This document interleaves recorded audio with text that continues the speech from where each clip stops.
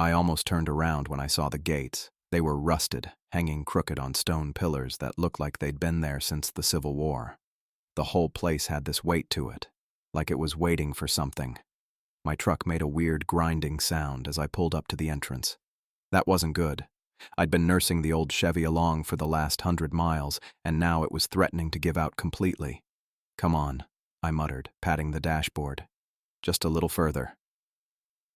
The truck coughed and shuddered, but kept going. I eased it through the gates and up the long gravel driveway. Trees lined both sides, their branches reaching over like they were trying to grab each other. Most of the leaves were gone already, even though it was only mid-October. I checked my watch. 9:15. The real estate agent was supposed to meet me at 9. I hated being late, but the truck had other ideas.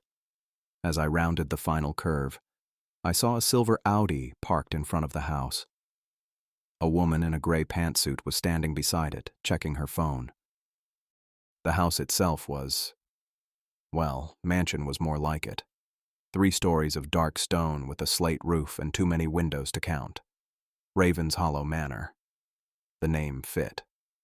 I parked and got out. The woman looked up, her expression all business. "Mr. Ramirez?" she asked. "That's me," I said. "Sorry I'm late. Car trouble." "Sierra Acosta." She didn't offer her hand, just nodded briskly. I was about to leave. "I have another appointment across town."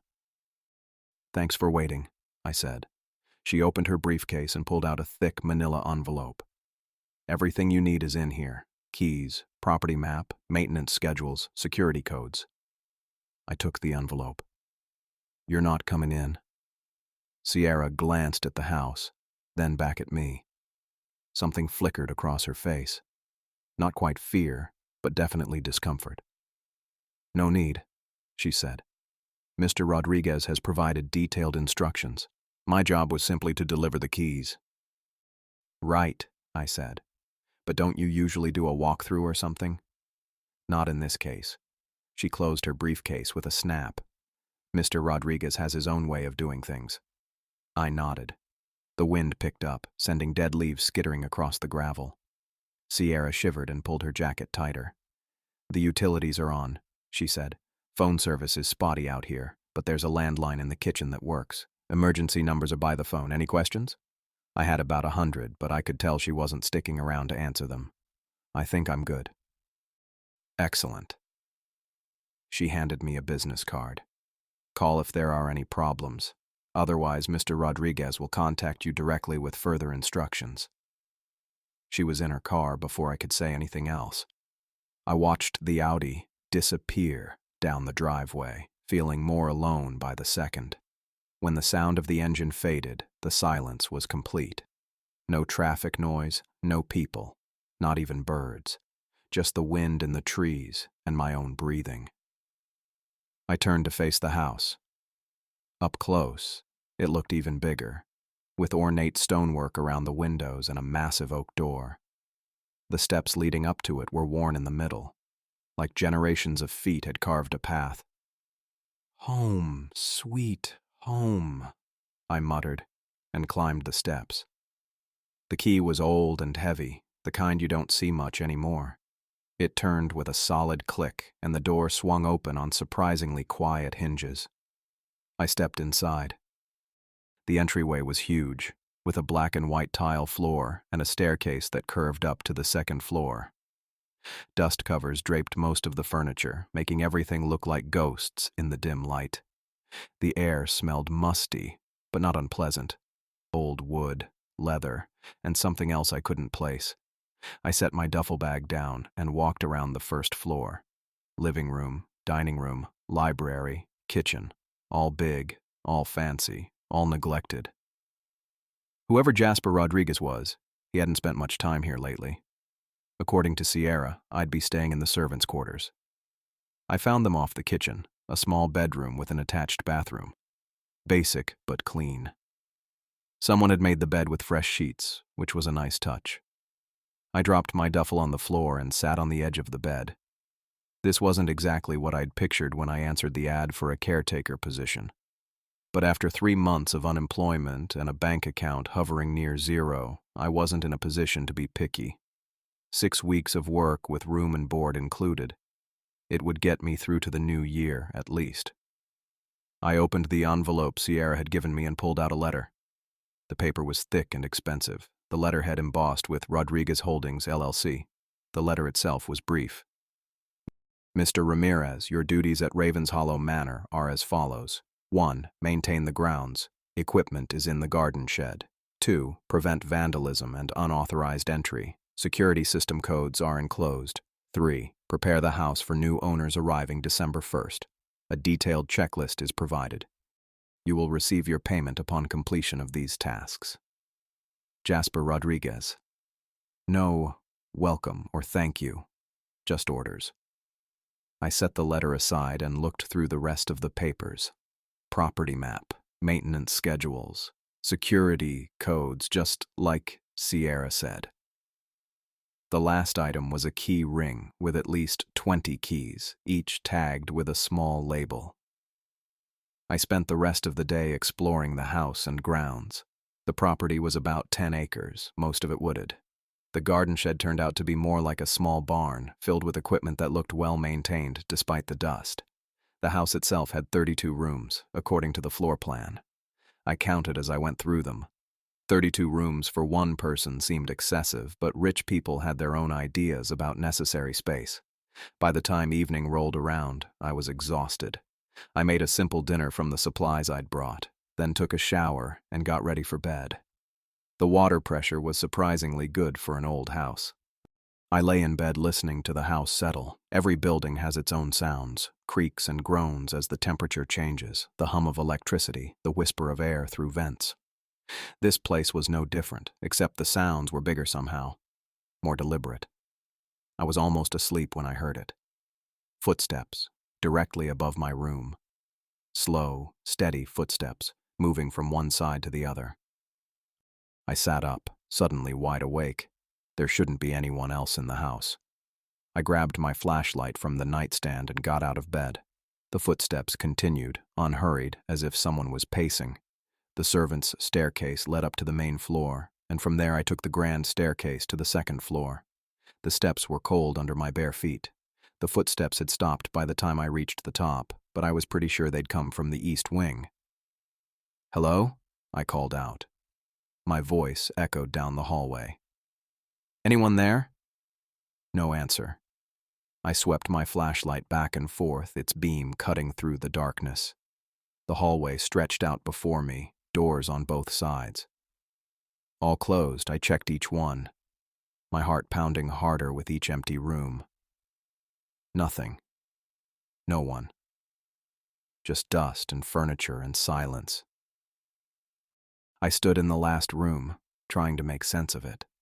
I'd definitely heard footsteps, but there was no sign anyone had been here, no footprints in the dust, no doors or windows open. "Get it together, Zach," I muttered to myself. "Old houses make noise." I went back to bed, but it took a long time to fall asleep. The next morning I woke up determined to be rational. Probably just the house settling, like I'd thought at first. Or maybe animals in the attic. I'd check that out today. I made coffee and toast, then started on my chores. The list from Rodriguez was detailed and specific. Today was for indoor tasks, dusting, vacuuming, checking for leaks or damage. I was heading to the library when I noticed the door was open. Not wide, just a few inches. But I was sure I'd closed and locked it last night. I'd locked all the doors, in fact, after checking the windows. Standard procedure for securing a house this size. I pushed the door open slowly. The library was exactly as I'd left it. Shelves of leather-bound books, heavy curtains, a desk in the center of the room. Nothing disturbed, nothing out of place. Except, the door shouldn't have been open. I checked the lock. It worked fine, no signs of tampering. I went through the house, checking all the windows and doors. Everything was secure. No signs of entry, no broken glass, no footprints. I tried to shake off the uneasiness that had settled over me. Just forgetfulness, that's all. I must have thought I locked the door but didn't. It happened. The next 2 days were uneventful. I worked through Rodriguez's list, keeping busy from dawn to dusk. The house was starting to look better, less dust, more shine. I was beginning to feel like I had a handle on things. Then came the third night. I'd gone to bed around 10, tired from a day of clearing brush from the back garden. I fell asleep almost immediately. I don't know what time it was when I woke up, but the room was dark and cold. At first, I wasn't sure what had woken me. Then I heard it. A child crying. Not loud, not hysterical. Just soft, heartbreaking sobs that seemed to come from everywhere and nowhere at once. I sat up, my skin prickling. There were no children in the house. There shouldn't be anyone in the house except me. The crying continued, muffled but unmistakable. I grabbed my flashlight and got up, moving quietly toward the door. The crying seemed to be coming from upstairs, maybe the 3rd floor. I followed the sound through the dark house, up the main staircase, then up the narrower stairs to the 3rd floor. The crying got louder as I approached what looked like a nursery. The door was closed. I hesitated, then turned the knob. The door swung open silently. The room was empty. The crying stopped the moment the door opened. I swept my flashlight around. A small bed with a faded quilt, a rocking chair, a chest of toys. Everything covered in dust, undisturbed for what looked like years. No child, no one at all. I searched every room on the 3rd floor, then the 2nd, then the 1st. Nothing. The house was as empty as it had been when I arrived. Back in my room, I sat on the edge of the bed, trying to make sense of it. Footsteps with no one walking, doors opening by themselves, a child crying in an empty room. I thought about packing up and leaving, just walking away from this job and this house and whatever was happening here. But the reality was, I had nowhere to go. My apartment was gone, my savings spent. This job was all I had. 6 weeks. I just needed to make it 6 weeks. Then the new owners would arrive, I'd get paid, and I could put Raven's Hollow Manor behind me. If whatever was in this house would let me. I kept myself busy. Figured if I worked hard enough during the day, maybe whatever was in the house would leave me alone at night. So I scrubbed floors until my hands were raw, fixed broken shutters, and cleared away decades of cobwebs. The work was good, simple, straightforward. Problems I could actually solve. The place was huge, though. Every time I finished one room, I'd open another door and find another job waiting. By the 3rd day, my back was killing me, but at least I was sleeping better. Too tired to worry about strange noises, I guess. I was in the study that afternoon, working on the built-in bookcases. They were beautiful, solid oak with intricate carvings along the edges. Just needed a good cleaning and some polish. I'd been at it for hours when I straightened up to stretch my back. That's when I noticed the portrait above the fireplace. It was big, one of those formal family paintings rich people used to get done. The frame was ornate gold, tarnished around the edges, but still impressive. 3 people stared back at me, a stern-looking man in a dark suit, a beautiful woman in a red dress, and a little girl with dark curls and a white pinafore. They weren't smiling. Nobody smiled in old portraits, but there was something especially rigid about the man, like he was made of stone. I stepped closer and saw a small brass plate at the bottom of the frame. Clyde Franklin and family, 1952. So these were the previous owners. I studied their faces, wondering what they were like. The woman had kind eyes, even without a smile. The little girl looked uncomfortable, like she couldn't wait for the sitting to be over. And the man, Clyde, had the coldest stare I'd ever seen. "Nice to meet you, I guess," I muttered, then went back to work. The sounds continued through the week. Footsteps when I knew I was alone, doors that were closed when I left a room standing open when I returned, and the crying. That was the worst. It would start soft, just on the edge of hearing, then grow until it seemed to follow me through the house. Always a child's voice, always heartbroken. I tried to explain it away. Old houses make noise, pipes knocking, foundations settling. The wind could sound like crying if you were tired enough. But deep down, I knew better. Something was happening here, something I couldn't explain with loose hinges or drafty windows. On Friday, I ran out of furniture polish. The list from Rodriguez said there should be cleaning supplies in the pantry, but I'd already checked there. I decided to look in some of the closets I hadn't opened yet. The house had storage everywhere, little doors tucked into corners, cabinets built into walls. I found linens, old clothes, even a collection of hats and boxes. No cleaning supplies. I was in what must have been the butler's pantry when I noticed something odd about one of the bookshelves against the back wall. It didn't match the others. Newer wood, simpler design, and it sat about 3 inches away from the wall on one side. I ran my hand along the edge and felt a cool draft. Curious, I pulled at the shelf. It swung out easily, like a door. Behind it was another door, heavy wood with a rusted metal handle.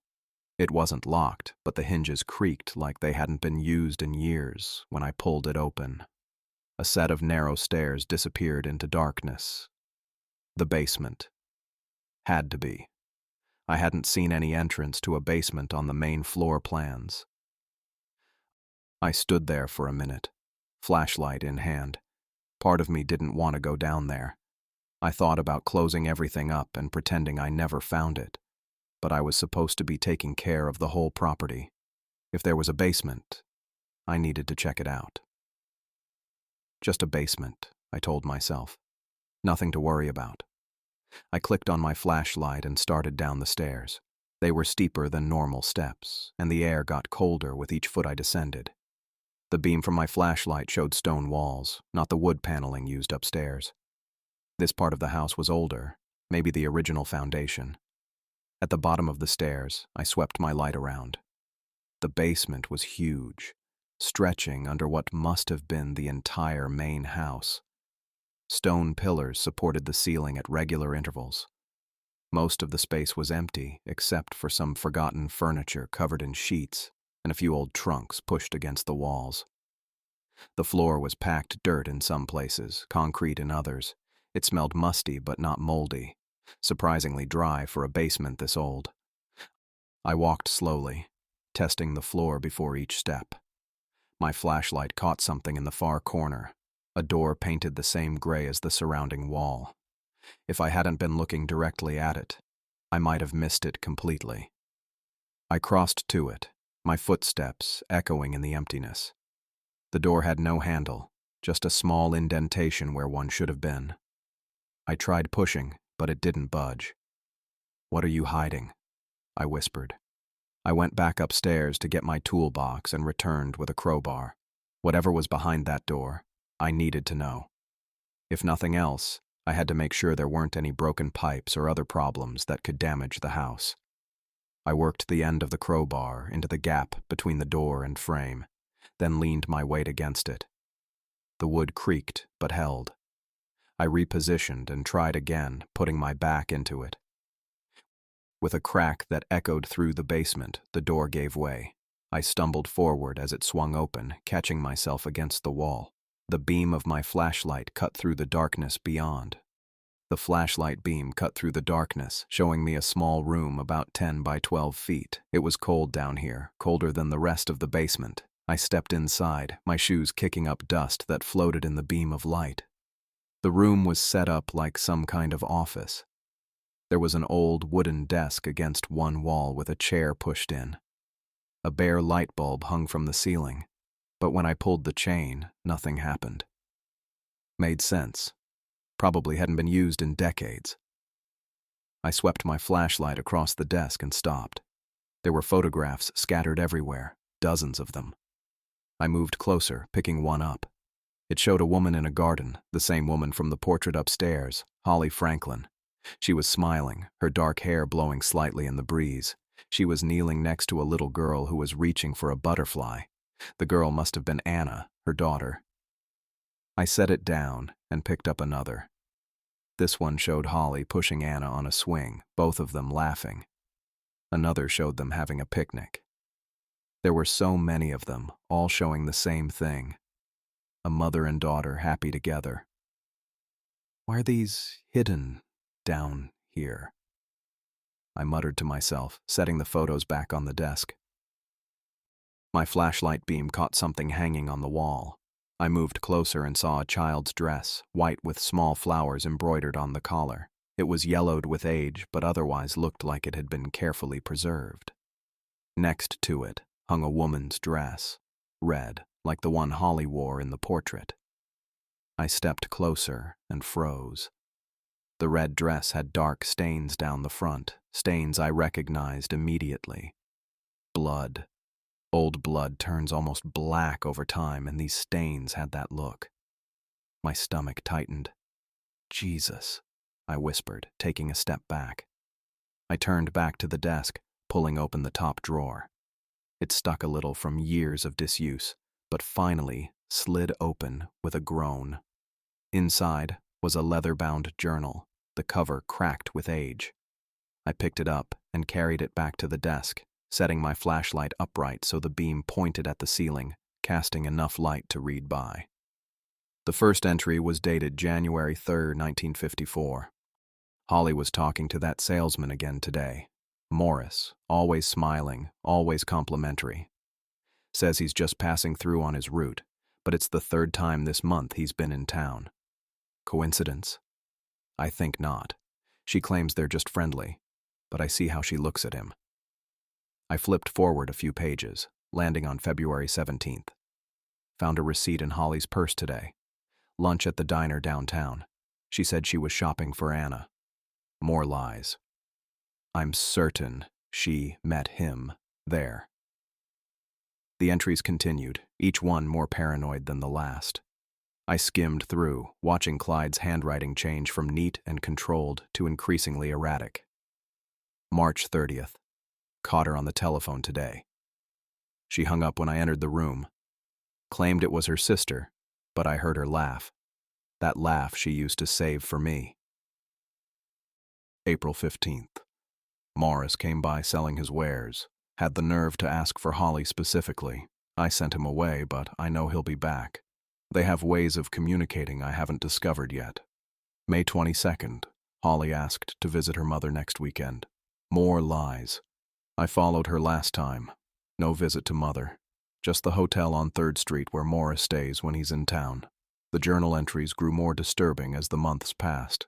The neat handwriting became jagged, words underlined multiple times. Some pages had ink blotches where he'd pressed the pen too hard. August 3rd. She's poisoning Anna against me. The girl barely speaks to me now. Holly's doing. Turning my own daughter against me. September 18th. Confronted her with the evidence. The matchbook from the hotel. She denied everything. Called me crazy. Said I needed help. Me. I'm not the one sneaking around. October 30th. She's planning to leave me. Found a bus schedule hidden in her dresser drawer. Thinks I don't know. She'll take Anna. She'll take everything. My hands were sweating as I turned to the final entries. The writing was barely legible now, the pen having torn through the paper in places. November 15th, 1954. It's done. She won't lie to me again. Won't laugh at me behind my back with her lover. She said she was leaving, taking Anna, taking my daughter. I couldn't allow it. The poker was there by the fireplace. One swing was all it took. She looked surprised. Didn't think I had it in me. Always underestimating me. The girl saw, couldn't stop her screaming. Had to lock her in the closet until I decided what to do. The wall in the basement is thick. No one will look there. Told everyone she ran off with Morris. They believe me. Why wouldn't they? Morris hasn't been back in town. Probably waiting for her somewhere. He'll wait forever. Anna won't speak now. Not a word since that night. Doctor says it's shock. She'll recover. But she knows. I see it in her eyes. She knows. That was the last entry. My hands were shaking so badly I dropped the journal on the desk. I felt sick. The journal, the blood-stained dress, the hidden room, it all pointed to one thing. Clyde Franklin had murdered his wife and hidden her body in this house, and somewhere in this basement, behind a wall, were her remains. I grabbed my flashlight and moved back into the main basement area. I started examining the walls carefully, looking for anything unusual. Most of the basement walls were old stone, original to the house, but as I moved around the perimeter, I noticed one section that was different. It was brick, not stone, about 6 feet wide and reaching from floor to ceiling. But what really caught my attention was the mortar. It didn't match the rest of the basement. This section was newer, or at least different from the surrounding walls. The mortar was a slightly different color, applied less skillfully. I ran my hand over the bricks, feeling a chill that had nothing to do with the basement temperature. This had to be it. This was where he'd hidden her. I went back upstairs and grabbed my crowbar from my toolbox. When I returned to the basement, I stood in front of the wall for a moment, hesitating. Did I really want to do this? But I already knew the answer. If Holly Franklin was behind this wall, she deserved to be found, to be properly laid to rest. I jammed the crowbar between 2 bricks and leaned my weight against it. The mortar crumbled surprisingly easily. Decades of dampness had weakened it. I pried loose one brick, then another. After removing about a dozen bricks, creating an opening about 2 feet square, I shined my flashlight into the cavity. The beam caught something white. Bone. Human bone. I kept working, widening the hole until I could see more clearly. Behind the wall was a small space, just big enough for what it contained. A skeleton slumped against the back wall. The bones were still partially held together by ligaments, and around them were the decayed remains of fabric, red fabric. On one of the finger bones of the left hand, a gold wedding ring still circled the skeletal digit, tarnished but intact. I stumbled backward, dropping the crowbar with a loud clang that echoed through the basement. My heart was hammering in my chest. I'd just uncovered a decades-old murder. I woke up with a jolt, like someone had called my name. The room was cold, way colder than it should have been. I blinked a few times, trying to clear my head. That's when I saw her. A woman was standing at the foot of my bed. Not a real woman. I could see right through her. It was like looking at someone through foggy glass. But I knew exactly who it was. Holly Franklin. The same face from the portrait and the photographs. She was wearing that red dress, the one with the bloodstains I'd found in the hidden room. She just stood there watching me with these empty eyes. Not angry, not sad, just hollow, like all the feeling had been drained out of her. I sat up slowly, my heart hammering against my ribs. "Holly," I whispered. She vanished. Just like that, there 1 second, gone the next. The room stayed cold, though. I didn't get back to sleep. How could I? I sat up with my back against the headboard, keeping watch until morning. Around dawn, I heard it again, Anna's crying, the same as before, but closer now. It was coming from directly above me. The nursery. I got dressed and made coffee, stronger than usual. I needed it. While I stood there in the kitchen, I kept thinking about Holly's face, those empty eyes. What did she want from me? I'd found her remains. I knew what happened to her. What else was there? The next few days were worse. Way worse. I was cleaning the hallway mirror when I glimpsed movement behind me. I spun around, nothing there. When I turned back to the mirror, Holly was standing right behind my reflection, her face inches from mine. I yelled and dropped the cleaning spray. By the time I looked again, she was gone. That night, I was reading in bed when all the doors in the hallway slammed shut at once. The bang was so loud I nearly fell out of bed. I grabbed my flashlight and checked every room but found nothing. Just empty rooms and that same cold feeling. The next morning, I set my coffee mug on the counter while I made toast. When I turned around, the mug was on the other side of the kitchen. I hadn't heard it move. Hadn't felt anyone or anything brush past me. "What do you want?" I said out loud to the empty kitchen. "Just tell me what you want." No answer. Just the hum of the refrigerator. Holly started appearing more often. I'd catch glimpses of her in windows, standing outside looking in. Once, while I was showering, I saw her shape through the shower curtain, just standing there. I yanked the curtain back, but the bathroom was empty. The mirror was fogged up except for a single handprint, smaller than mine would be. I tried calling Sierra Acosta, the real estate agent, thinking maybe she knew something about the house's history that might help.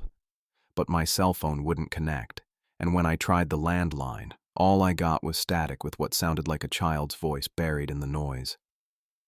By the third day, I was barely sleeping. Every time I closed my eyes, I felt someone watching me. The crying from upstairs had become almost constant at night. Sometimes it would stop suddenly, replaced by the sound of a child's laughter, which was somehow worse. I was eating dinner on the fourth night, just a sandwich I'd thrown together, when I heard it clear as day. "Help her!" A child's voice right behind me. Anna's voice. I dropped my sandwich and turned around. Nobody there, but on the kitchen floor were small, muddy footprints, child-sized. They led out of the kitchen and toward the basement door. I followed them, my flashlight beam bobbing along the trail. The footprints went straight to the basement stairs and down. I hesitated at the top step, then forced myself to follow. The basement was darker than before, like the darkness had substance. My flashlight seemed dimmer. The footprints led directly to the wall where I'd found Holly's remains, then stopped.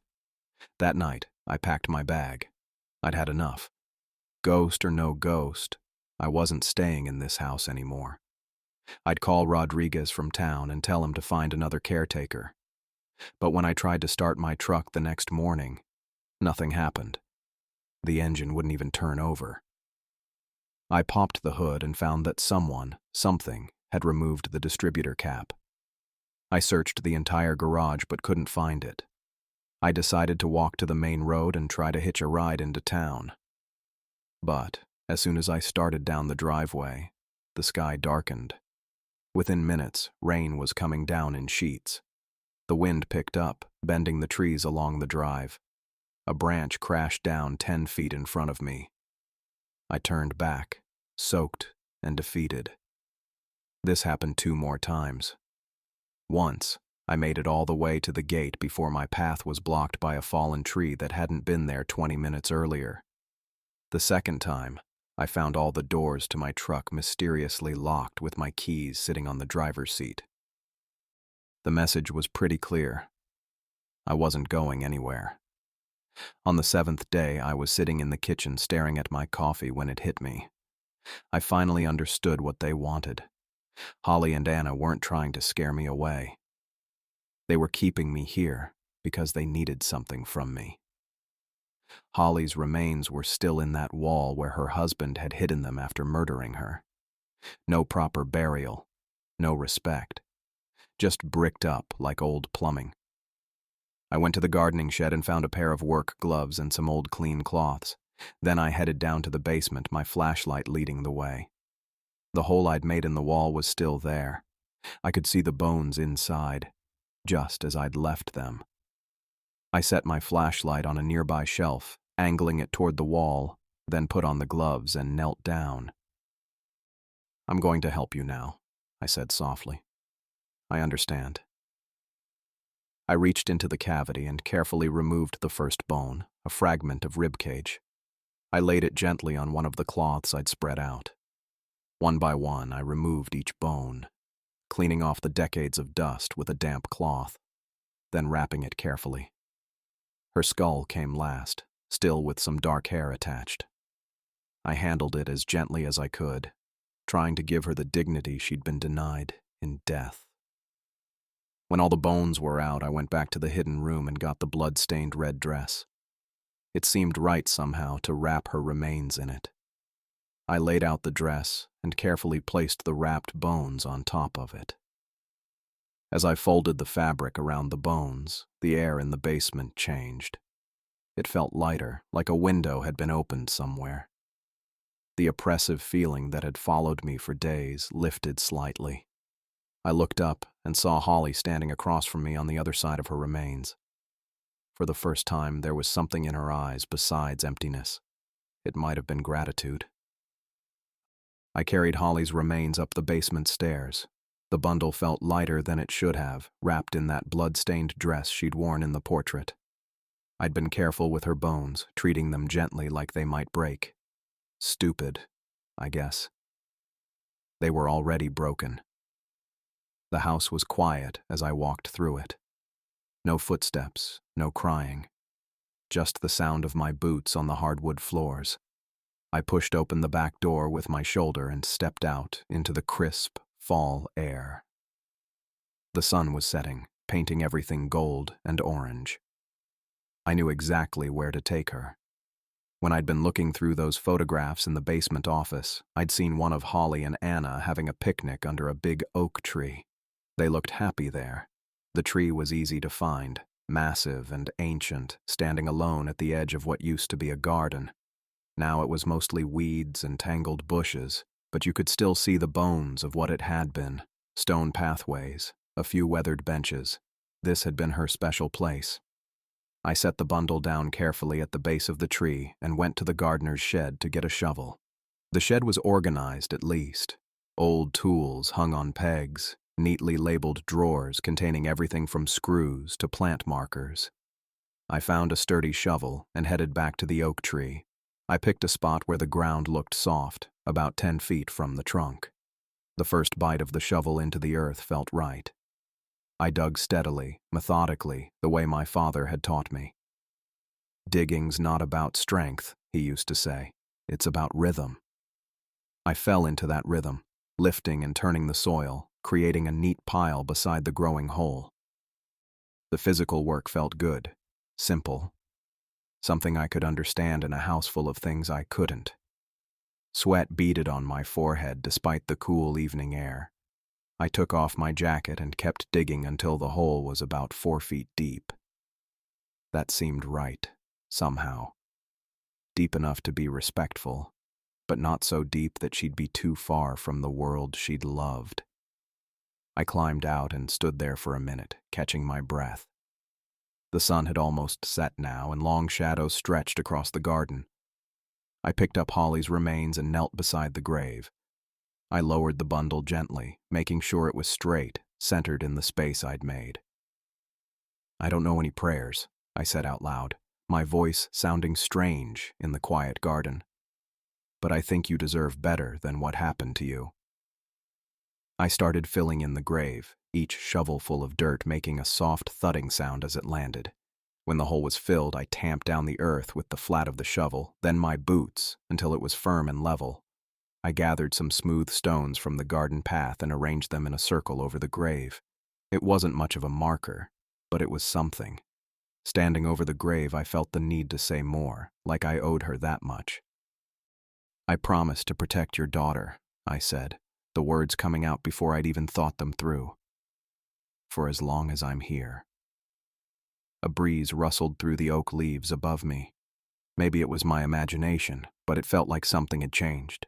The air seemed lighter somehow. I returned the shovel to the shed and went back inside. The house felt different too. Quiet, but not in the heavy, watching way it had been before. Just quiet, like an empty house should be. I took a shower, scrubbing the dirt from under my fingernails, and fell into bed, exhausted. I slept straight through the night for the first time since I'd arrived. The next morning, I woke up feeling rested. No footsteps, no crying, no doors slamming in the night. I made coffee and toast, checking the kitchen windows as I ate. The garden looked peaceful in the morning light, the circle of stones visible from where I sat. I spent the day working on the house, tackling the list of repairs Mr. Rodriguez had left. The dining room needed its chandelier cleaned, and there were some loose floorboards in the front hall that needed securing. Normal house stuff. By evening, I'd made good progress, and there was still no sign of Holly or Anna. The second day passed the same way. I cleaned the windows in the study, all 12 of them, until they sparkled.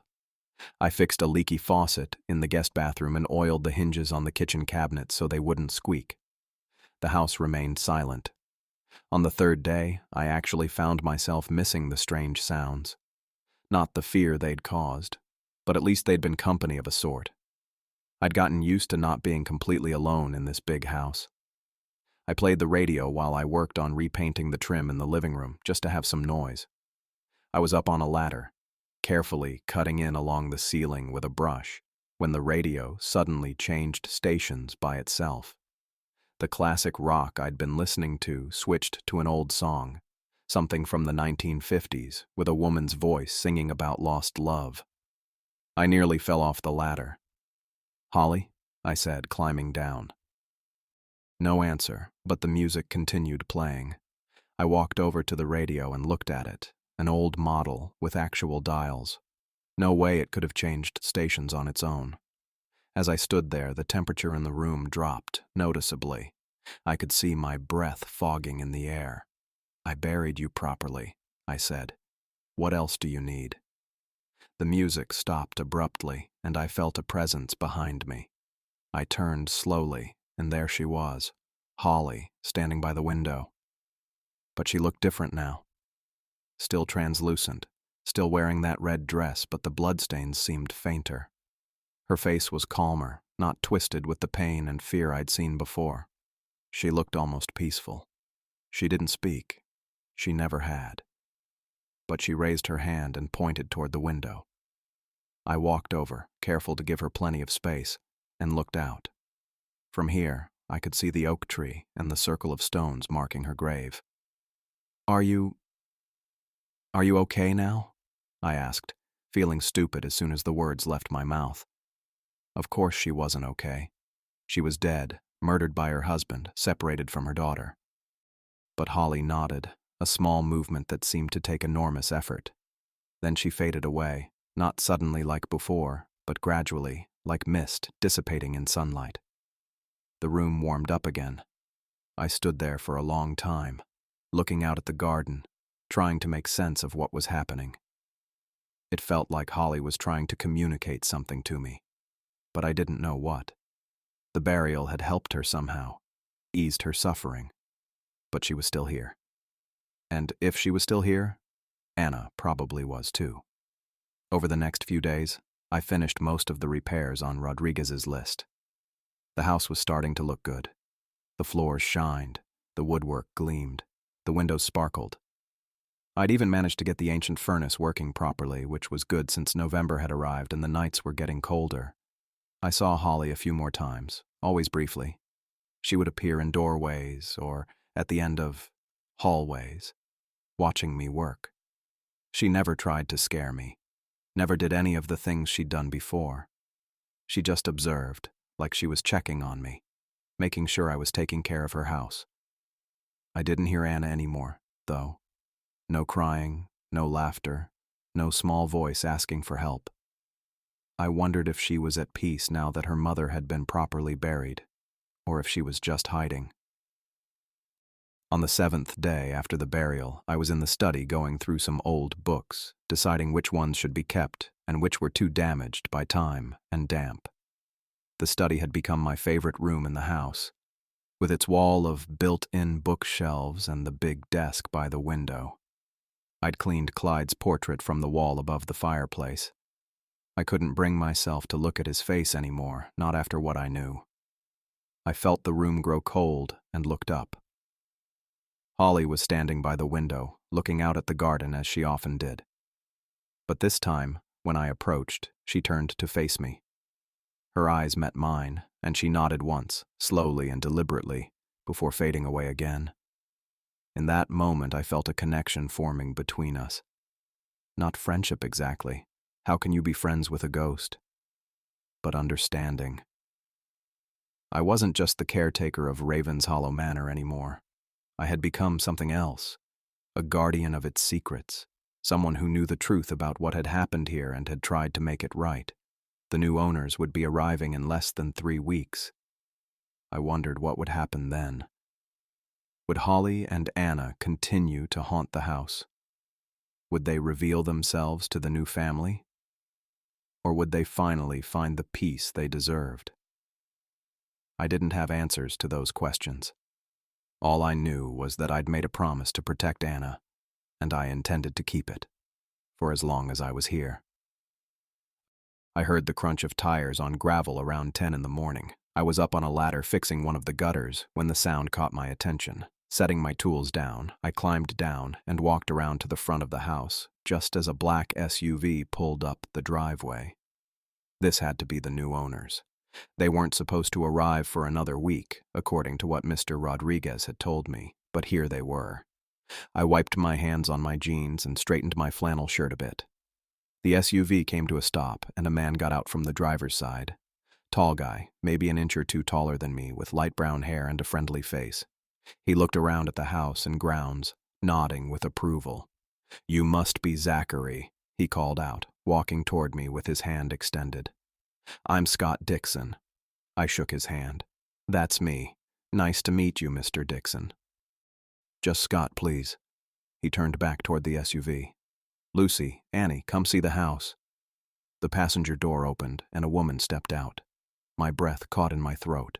She was wearing a red sundress, and she had the same dark hair as Holly.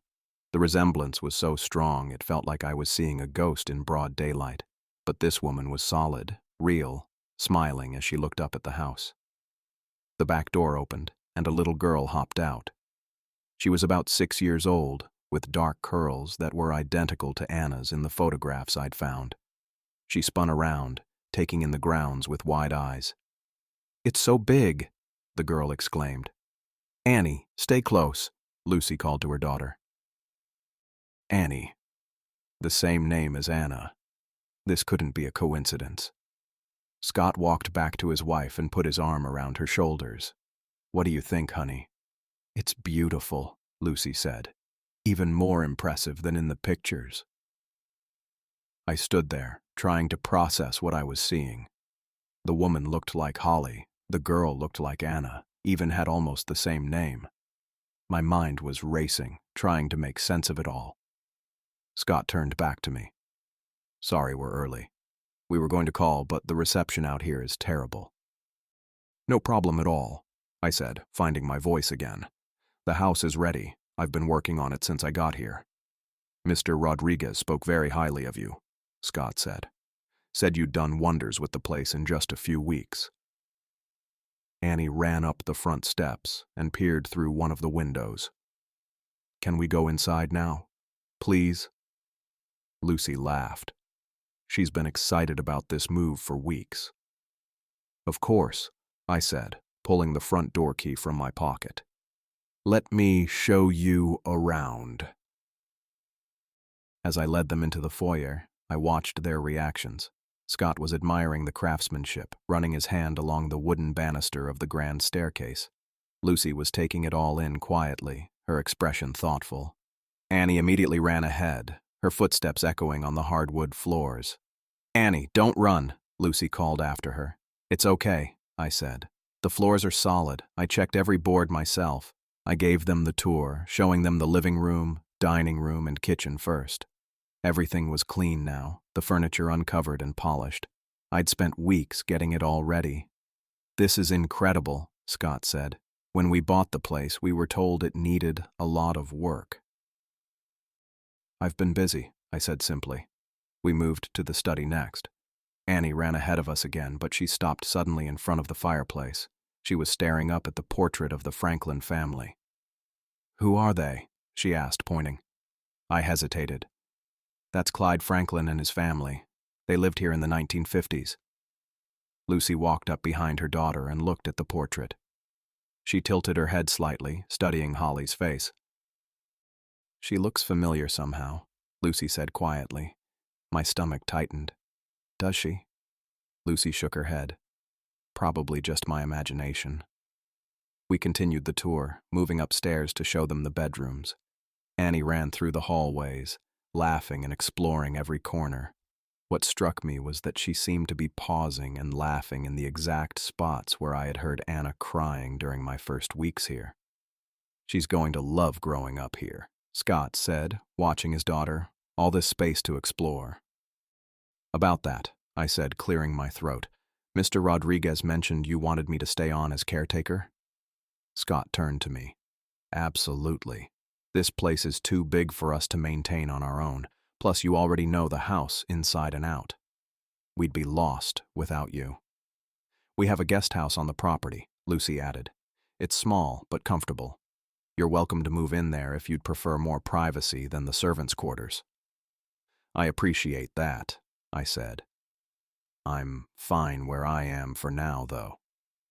We finished the tour in the kitchen. Annie had found a cookie jar I'd filled just yesterday, and Lucy was helping her get a cookie out. So, what do you think? Scott asked his wife. Is it everything you hoped for? Lucy looked around the kitchen, then out the window toward the oak tree where Holly was buried. It feels right, she said, like we were meant to be here. Those words sent a chill down my spine.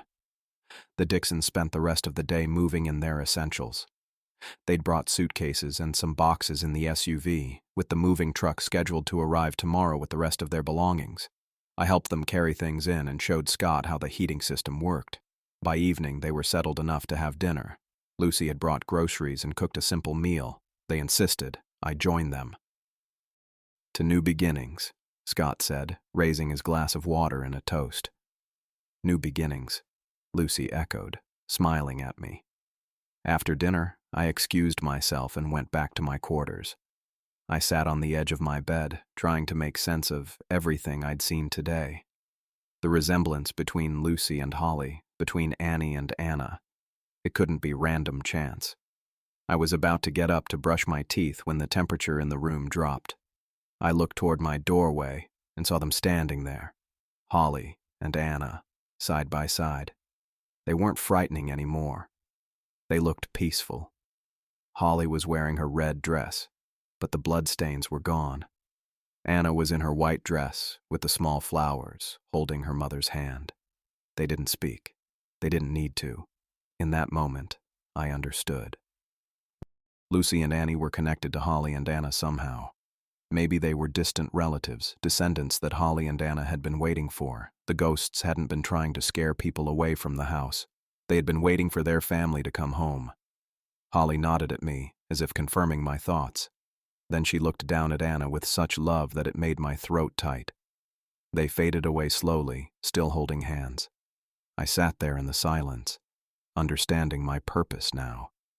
I wasn't just here to fix up the house.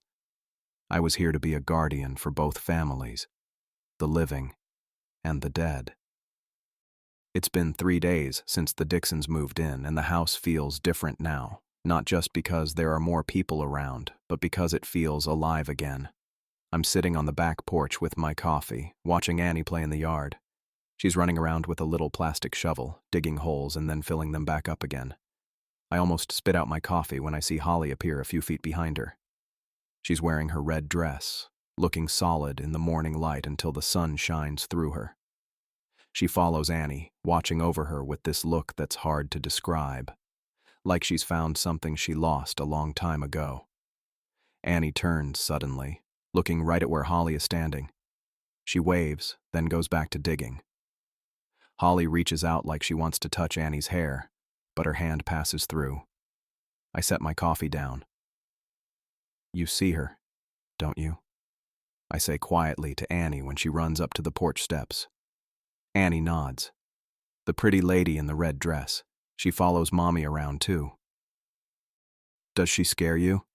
Annie giggles like I've said something ridiculous. No, she's nice. She smiles at me. What about the little girl? I ask, keeping my voice casual. Annie's face lights up. Anna. She plays hide and seek with me. She's really good at hiding. Just then, I see Anna peeking out from behind a tree. She's still wearing that white dress with the little flowers. She looks solid too, more solid than I've ever seen her. She waves at Annie, who waves back. Don't tell your parents, okay? I say. They might not understand about your friends. Annie puts her finger to her lips. It's our secret. Then she's off running again, this time toward the tree where Anna is hiding. I pick up my coffee and take another sip. It's gone cold. I'm fixing a loose shutter on the second floor when I hear Lucy humming in the room behind me. The window's open and the sound drifts out clear as anything. It's an old song, something from the 50s that I recognized from when the radio changed stations that day. I glance in through the window and freeze. Lucy's arranging flowers in a vase, and Holly's standing right behind her, mimicking her movements. They look so alike it's unsettling. Same dark hair, same way of tilting their head when they're concentrating. Lucy shivers suddenly and turns around, looking right through Holly. "Is someone there?" she calls out. Holly reaches out, her fingers almost touching Lucy's cheek. Lucy raises her own hand to the same spot, like she felt something but can't figure out what it was. I duck back to my work before Lucy spots me staring. When I look again a minute later, Holly's gone, but Lucy's still standing there, looking confused. Later that afternoon, I'm in the kitchen putting away some tools when Scott walks in. "Zachary, there you are," he says, opening the refrigerator. "Want a beer? I just stocked up." "Sure," I say. We've fallen into an easy rhythm, more like roommates than employer and employee. He hands me a cold bottle and leans against the counter. Lucy says the weirdest thing. She keeps feeling like someone's watching her. Not in a creepy way, she says. More like... He searches for the words. Like a mother watching over her child. I take a long sip before answering. Old houses have that effect on people. All those generations living in the same rooms. Scott nods. That's what I told her. Still, it's strange. And Annie's been having these conversations with thin air. Kids have imaginary friends, I say, shrugging. Yeah, but she calls hers Anna. Says she lived here a long time ago. He laughs. Kids pick up on things, you know. Maybe she heard us talking about the Franklins. I nod, trying to look unconcerned. Probably. Scott finishes his beer. Anyway, Lucy wanted me to invite you to dinner tonight. She's making lasagna. Says you're family now, not just the caretaker. The word catches me off guard. Family. I'd like that, I say. Dinner's good. Lucy's lasagna is the real deal, with layers of cheese and meat that make me realize how much I've been living on sandwiches and canned soup. Annie tells us about the butterfly she caught and released today, and Scott talks about his plans for the garden come spring. What do you think about planting some roses along the south wall? Lucy asks me. The soil's good there, I say. Gets plenty of sun, too. And hollyhocks, Annie adds. Anna says they used to have lots of hollyhocks. Lucy and Scott exchange a look. Who's Anna, sweetie? Lucy asks, though I can tell from her voice she's heard this before. My friend who lives here, Annie says, like it's the most obvious thing in the world. She knows all about the gardens because her mom used to plant flowers everywhere. I stare at my plate, feeling Scott's eyes on me. Zachary, do you know anything about the family who lived here before? The ones in the portrait? He asks. I take a drink of water, buying time. Just what the realtor told me. The Franklins lived here in the 50s. Clyde Franklin was some kind of businessman. And his wife and daughter? Lucy presses. I meet her eyes, seeing Holly in her face. Holly and Anna, I say. Lucy goes still. The little girl was named Anna? I nod. That's quite a coincidence, she says, looking at Annie. Or maybe Annie just heard the name somewhere and liked it for her imaginary friend, I suggest. Scott nods, seeming relieved at the explanation. That makes sense. The conversation moves on, but I catch Lucy looking at Annie with a thoughtful expression. After dinner, I help clear the dishes, then excuse myself. As I'm leaving, Lucy touches my arm. Thank you, she says. For what? For taking care of this place until we got here. It feels like it was waiting for us. I don't know what to say to that, so I just nod and head back to my quarters. That night, I can't sleep. Around midnight, I get up and pull on my boots. The house is quiet as I slip out the back door and cross the yard to the oak tree. The moon is nearly full, casting everything in silver light. I stand by the circle of stones marking Holly's grave. I don't know if you can hear me, I say quietly, but they're good people. They'll take care of your house. The air gets colder, and then Holly's standing beside me. She looks different tonight, more at peace. The bloodstains are gone from her dress and her face is calm. You know who they are, don't you? I ask. Lucy looks just like you. Holly nods, a slight smile on her face. Are they your family? Descendants? She doesn't answer, just looks back toward the house. I follow her gaze and see Anna in an upstairs window, Annie's room. She's watching over the child who shares her name. I won't tell them what happened to you, I say. Some secrets should stay buried. Holly turns to me then. She reaches out her hand like she wants to touch my shoulder, but stops just short. There's gratitude in her eyes.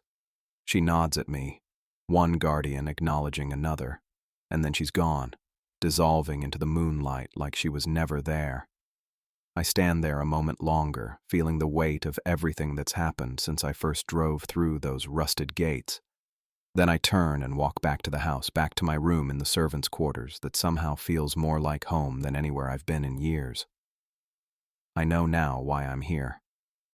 Not just to fix gutters and mow lawns, but to keep watch, to protect the living family that's moved in, and to keep the promises I made to the dead. I've found my purpose in this once haunted place as protector of secrets and keeper of promises.